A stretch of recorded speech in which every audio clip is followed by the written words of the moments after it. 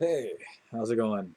It's your boy Hey Weigel again, and I'm back with another update about just life and different topics and stuff, right? And because I'm in China and stuff is going on, I figured it would be a good idea to like try and do some kind of another China-focused uh, topic, right?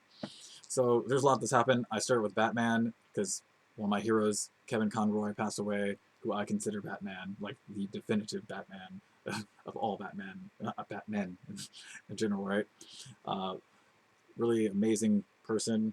We lost him. We also lost JDF, Jason David Frank, who was the Green Power Ranger, Tommy Oliver, and also the White Power Ranger, and a red, like technically two Red Power Rangers. He was like part of Turbo season as well. I'm a big fan of comic books and superheroes and all this stuff, and they were characters and people who basically gave their lives to being this character I grew up admiring.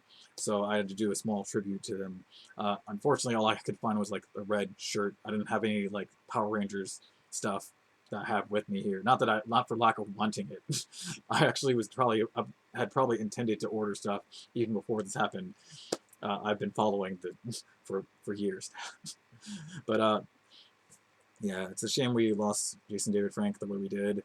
Uh, I encourage anybody who's having suicidal thoughts uh, to reach out and get the kind of help that is available to them. Someone like Jason David Frank, who like had an army of fans all around the world. I've been following the tributes and everything. I still have to watch the funeral itself, which is a lot to take in. But I'd been following a lot of the stuff that's been going on. I kind of check in on this stuff periodically because I find it interesting.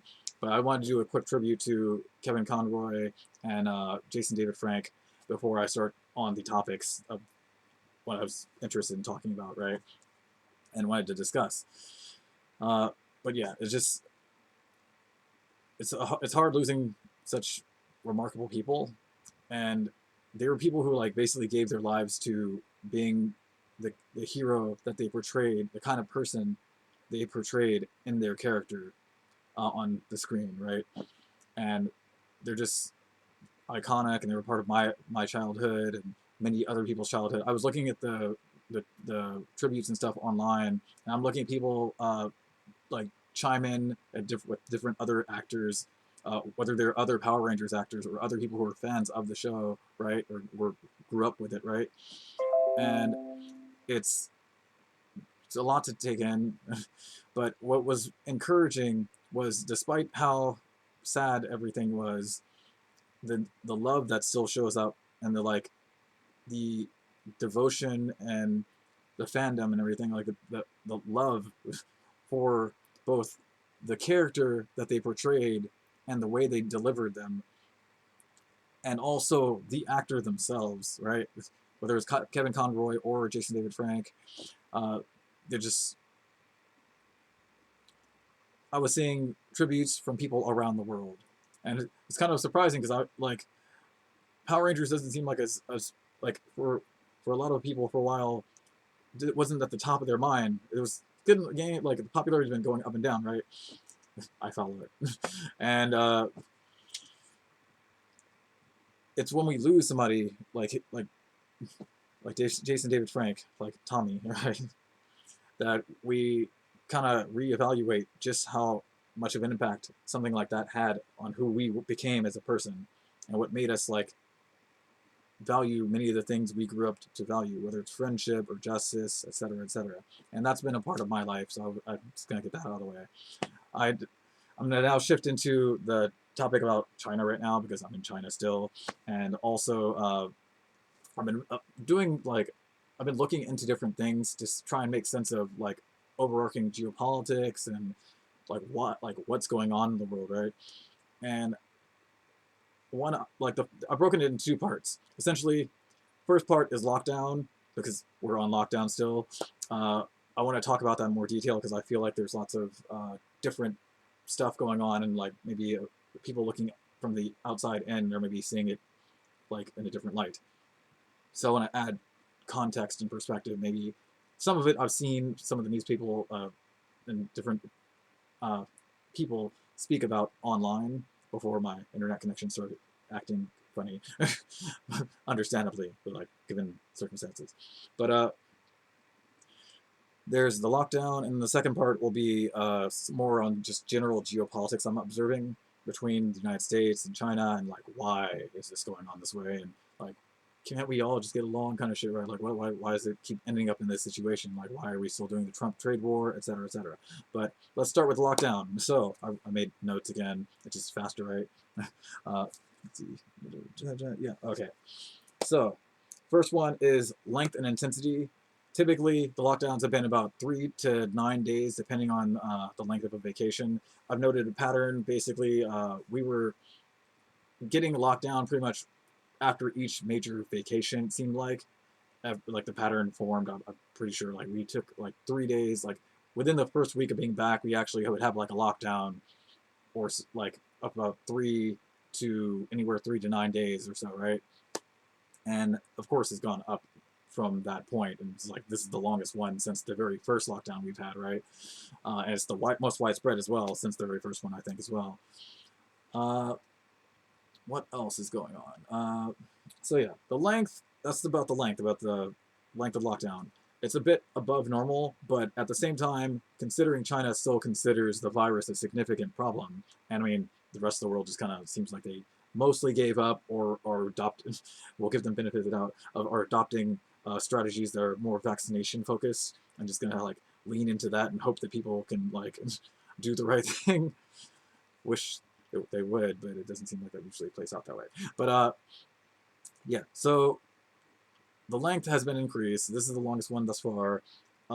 In terms of like some people are reporting different things, and of course the stuff that catches the news is like the tragedies, right? The bigger like problems logistically.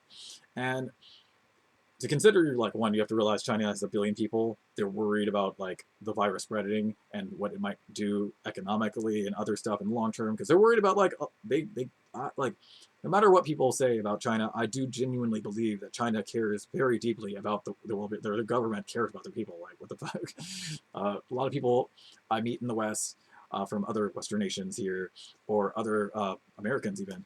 I talk to them and I try and reason like you know, like they don't like it's not that they don't care.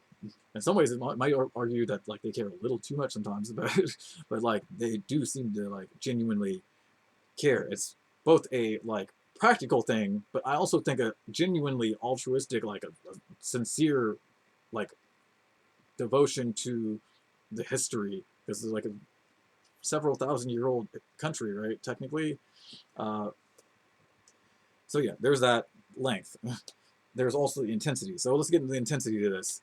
Compared to the first lockdown, this is the most intense lockdown we've had over here in the general Sichuan area, probably since the very first one. And it's been like on and off, little lockdowns at different periods. Usually it's like right after the vacation stuff, right? But it wasn't like that. Like we'd have a lot more freedom to just go out, come and go for the most part. We just have to wear masks. Just some stuff was closed during those other periods, but this one's like kind of closer to the original lockdown. Thankfully, I don't think it's gonna like my own hope and thinking my own reasoning thus far is that it shouldn't be quite as long as the original lockdown. At least we're in our region, right? But it was looking like the numbers and shit were getting like high, right? The data we were aware of, right? And so, yeah, basically ordinary lockdowns, like some restaurants are closed. You can still go some places, even some kind of far away places periodically, as long as you have the green health code. You get usual like safety measures and stuff. They check your temperature at a different major entries like a mall or anywhere that like has a lot of people, trains, etc., etc. Excellent protocols. Like I think these are in terms of epidemiology and trying to prevent like the spread of an illness and other pathogens and stuff. Like I looked at a scientific article about this that was reviewing some of the positives of the lockdowns, and they compared it for New Zealand, South Korea, and also especially China, right? Because they've the most sincerely and hardcore in following the lockdowns, and they're more able to implement them because they have more. It's like more authoritarian lean, right? They're not as like democratic in the traditional sense of what Americans consider democratic, right? Which is technically a plutocracy right now, but another story. So yeah, the intensity is so far, from what I've heard from different people I've talked to, is if you have a person who has a case in your building, you're going to have like a lot more stuff to deal with. You're going to be pretty much probably not permitted to go outside frequently. I don't know if it's absolutely no outsides. I was hearing from one person, one friend of mine, suggested that he's not allowed to go outside at all. He has to order food. It comes to his door. I don't know if he can go in the hallway even. So I don't know if that how severe the situation is, or if it's just in his building. But I have heard other people say that they're not allowed to leave the building. So I don't know if that means they can't leave the door. Like I can, even when we're like supposed to not go outside, I can still go outside my door and like hang out in the hallway if I really wanted to with a mask. But I'd actually do that for exercise. But but yeah, for the part I'm in, where I'm at, we have like essentially a 3-day period where we were, for a while we were getting tested almost every day or every other day for the virus, and they were just trying to catch, I think, the numbers and stuff. Uh, Again, I think this is all like scientifically should check out for the most part. If you're sincerely trying to like keep a virus in check, it does seem like this is pretty professionally handled in most regards. However, there's like I think fine tuning logistics, and I'll get into that in my conclusional part for that this aspect, right? But just to finish up on the intensity, I think many places it varies between you're not allowed to go out at all, and that might be if you have a case in your building. I think that's or very near, like nearby. They probably won't let you out for like a certain period of time. You can still get food and stuff, and I don't think like they'll bar you from like you're not like necessarily bolted in your apartment or something. I haven't heard of any verified accounts of that actually happening. However, I've been listening to some of the international news and like other people that are like like they're implying that might be the case for some people, and it's not impossible that some like local people went out like they kind of lost their mind in terms of the virus and stuff. But I don't know if that's like a formal policy in as a general rule. I'm pretty sure that seems kind of like weird, and that's not what I personally have experienced thus far. Like I could technically leave the building if I really needed to. Uh, I was listening to the tragedies. I need to dip into that next. The tragedies that happened. There was essentially a sort of like demonstration of sorts, you will say, in I think it was Zhejiang or Zhengzhou, I think it was. Essentially, there's two major hot points or hotspots, right? One was basically some people weren't paid properly and were misled about their job a little bit, or they felt that way. And from what I read, I think the company was trying to screw them out of like I think it was Foxconn, people who make Apple parts or something like that. Basically, they were doing like usual international capitalist stuff, which is not usually friendly to workers.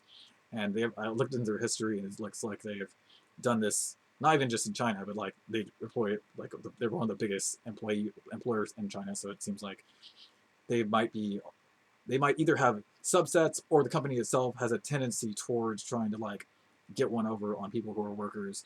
And this is shitty, and they're probably like fuck them. but yeah, they've got caught, and they quickly appear to have apologized and tried to make up for that. But that instance, combined with the lockdown, and then also there was another area that happened almost around the exact same time in Xinjiang. And Xinjiang already has like lots of drama going on, even before there was a pandemic, because it's a whole like internal political issue going on there in regards to like ethnic minorities and trying to prevent separatism and such. Like there's a concern in certain areas, especially like HK, Taiwan, or Tibet and such, and also Xinjiang, that there's a concern, and I think in Inner Mongolia as well, that there might be separatist factions of sorts, or people trying to be basically anti-government, and essentially like China's not cool with that. So they have people in those local governments in charge of like making sure that doesn't happen, from what I can follow in events and such. And I think Xinjiang probably has it amongst the worst, probably from what I've kind of heard. here I have a student whose parent is from Xinjiang region, and I've heard stuff, but it doesn't match up with like the international accusations. I've heard things in terms of like they felt somewhat discriminated against, but like not anything that matches up with like what I'm hearing from the international community uh, implied. But again, I haven't been to that region yet, so I can't say anything in regards to that. And I honestly don't feel like I should be delving too deeply into that sort of thing because again, I'm a guest in the fucking country. I don't want to like fucking be too inflammatory. I want to be fair, right? And anything like that's not what I'm here for. I'm here to work and do my job, and I'm trying to make sure that like I can contribute in positive ways that will also not be necessarily at odds with anything like the society's functioning as it ordinarily does. So, uh, that in mind, there's the intensity. Is there anything else I want to talk about that? Oh yeah, so in Xinjiang, there was a fire. Unfortunately, there was 10 people that passed away, and there were 9 who were rescued.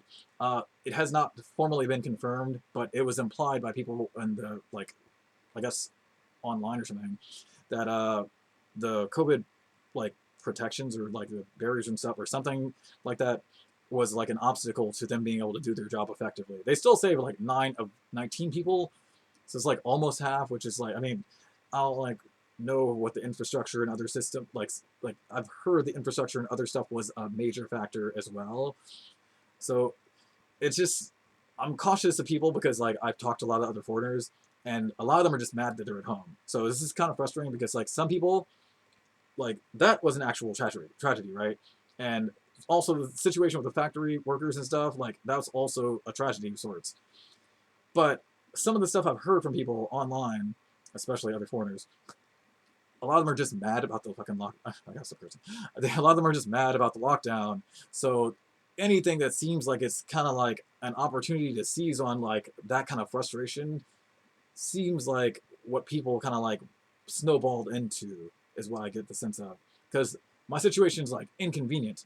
I can't go out freely like I would like to, right? But I'm still allowed to go out every like couple days, like every 3 days or so we go out and I can buy stuff. I can walk around and do stuff. I can even go to a restaurant and stuff. I had like noodles earlier. A handful, like a few restaurants are open right now, and right now I'm a little upset because like my favorite grocery store, the main one, the big one that has like most of the stuff, that one closed. But like I don't know how long they're gonna be closed. It was like a few days now, but prior to that they were open for like a long ass time. They were like only recently, I think the last 3 to 6 days or so, when I went to go check, I didn't see them open. The previous time I actually got there late, so they might have been open and they closed before I got there. But today when I went to go, it was like not accessible, and I was like, I got up early for this. So the other stores are open. They're just not as like they're not all encompassing like that store was. So I was kind of annoyed by that. But again, it's not necessarily a tragedy to be stuck at home in this situation unless you're like financially destitute or maybe if you have like some significant health problem, that might be an issue. Again, you probably would have to contact some kind of local authority to get the medical attention that you need.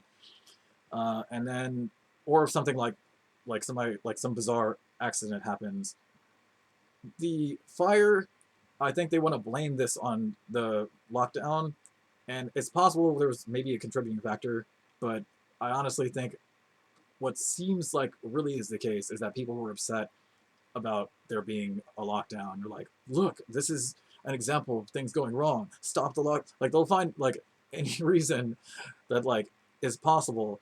They just need something dramatic to happen. And it's tragic, like a fire, but fires happen even when there's like not a lockdown. I honestly think many of the international community specifically, uh, I've talked to them about this, and like whenever there's an opportunity to be like, look, something bad happened. No, lockdowns are bad, but the lockdowns are meant to like preserve life in another sense, right? And arguably they've been quite successful at that if you compare the death tolls between China and the United States and other places, right? So we're almost at the 20-minute mark. I'm going to try and speed this up to the next part, the next half really quick. So yeah, that's the gist of what happened with over here and the length, the intensity. honestly, for most people, I think it's really an inconvenience, and people are seizing up on this like in true instances of tragedy. Like that's a shame. And I'm like, again, it's Xinjiang. It's not Shanghai or like Beijing or something. So I understand that like their infrastructure and a lot of stuff that they have there probably isn't like quite as developed as somewhere like Shanghai or Beijing, et cetera, et cetera. So fire there, like I would kind of expect to have this sort of outcome, but I'm not gonna say that like it was completely not related to pandemic restrictions either. I can't be sure. It seems like people should be considering also that people are just possibly seizing up on this as an opportunity to try and legitimize ending lockdown ahead of schedule. And I honestly thought, like, if there's lockdown, like, we have a longer lockdown, I didn't think it'd be longer than, like, 30 days. We're hitting 20 days now, right? I still think it'll probably end within a week or so, and where we're at anyway, right?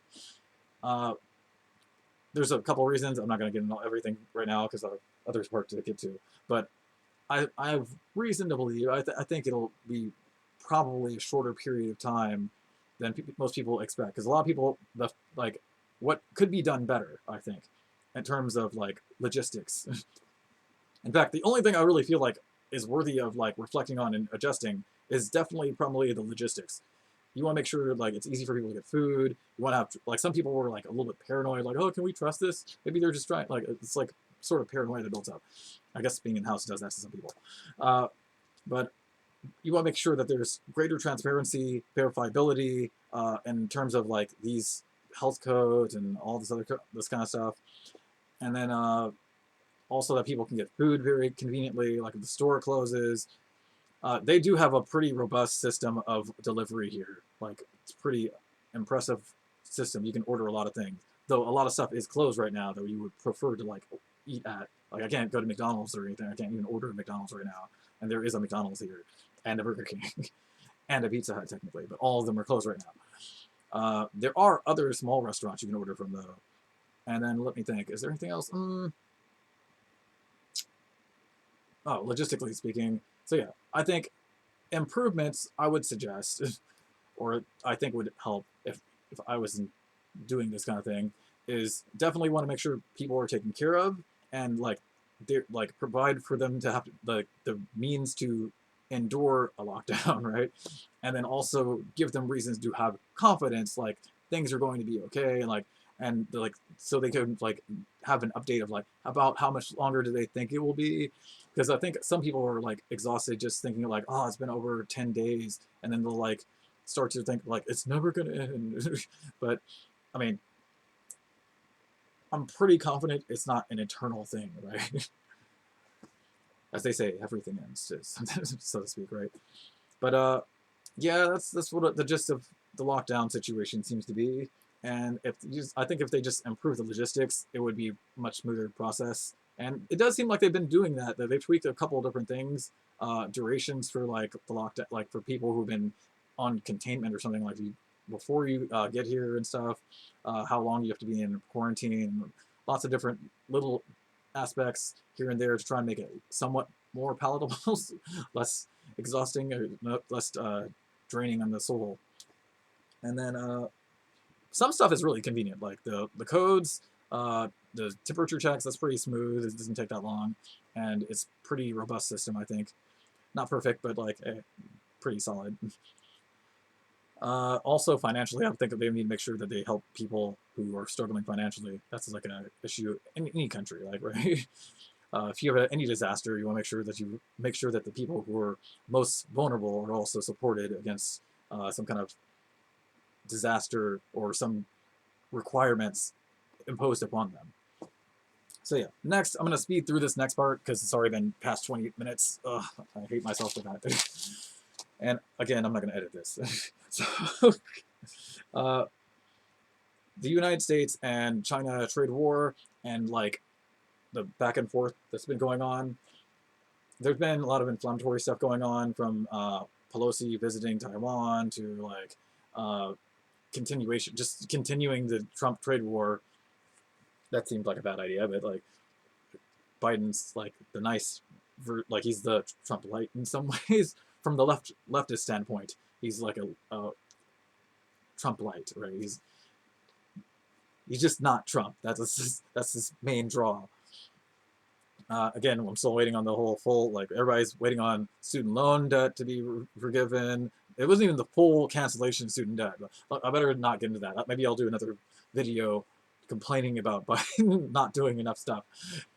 But and everybody's gonna be like, oh, he can't do enough stuff. But like, he can do stuff. Like, he can expand the Supreme Court. Like, there's stuff. But besides, let's focus on this. So yeah, beef with China, continuing trade war. I think bad idea. Inflaming and sending the third most powerful politician, or allowing them to go like without like checking, like that. Technically, those are like, they have the freedom to do that, but I think there should be like some kind of like censure that goes on in somebody's, in that kind of case, because there's a small chance that like that could have caused a war. And I mean, sure, it probably wouldn't, but like, I don't think it's wise to like play around in this sort of situation, given all the drama that's going on in the international community, right? And the United States has not really done much to de-escalate things. Like, if we hear there's a war, like, do you need weapons? We'll like get weapons to that country that we were trying to back up so we can exploit them later.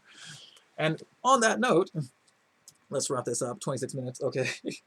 All right, so why is there beef between the United States and China? Like, why? Like, we used to be really good trading partners. Like, everything says made in China and the United States, right? Or did. Probably still does to an extent.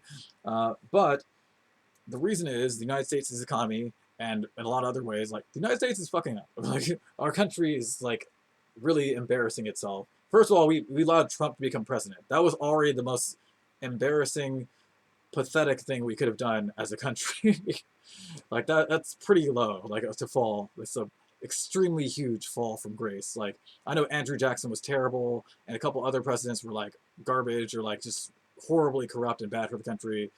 But Trump is like the next level of below scum to have to let us sink to in terms of leadership.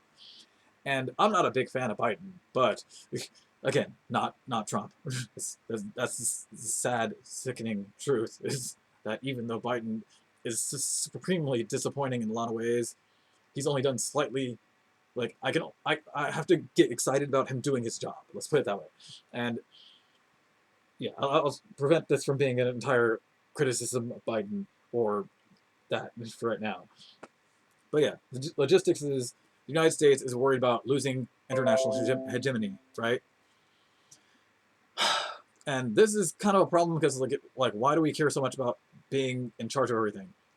Like, one, paranoia, because the United States has done a lot of messed up things to other countries, so we're afraid that if they become powerful enough, they might do the same thing to us. Oh, karma, right? Maybe we should stop doing messed up stuff to other countries, like Latin America, Middle East.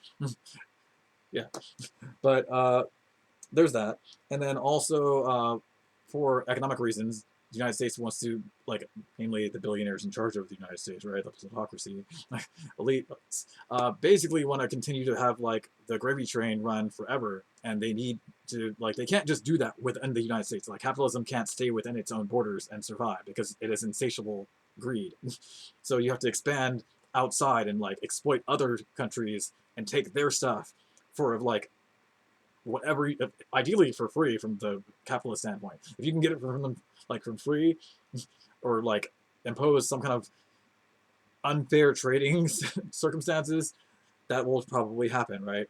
And it doesn't even have to be the United States, the government that does it. The corporations are empowered through the United States government to go and act as, like, and this has happened, this is not the first time this has happened in history. Like, this happened, like, the West Indies, or the East India country, I forget which Indies country, but the British Empire basically did the same thing with the Indies company, right? It basically lets the companies and corporations act as a sort of vanguard military force of sorts. And so eventually they even had their own military that they were hiring, and like that was like technically like it was signed off on by the British Empire, but they weren't technically directly the British Empire. And so that's what's kind of happening with, I think, paramilitary organizations and stuff, and like Blackwater, what used to be called Blackwater, is called, I think, Academy or something now. I've been trying to keep up with all the different events going on. So we're at our 30-minute point. Oh my god. So I've got to try and wrap this up.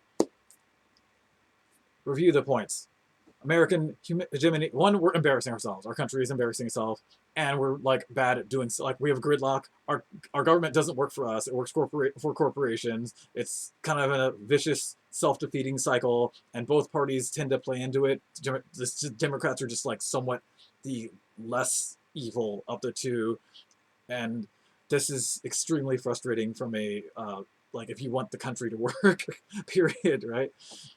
China does not have that problem. They are a one-party state, right? They have internal disagreements, probably, right? They'd have debates and stuff, but there's not this two-party back and forth and then mutual disappointment, and like they're both basically benefiting billionaires and corporations and stuff over people who work, the majority of people, basically, right?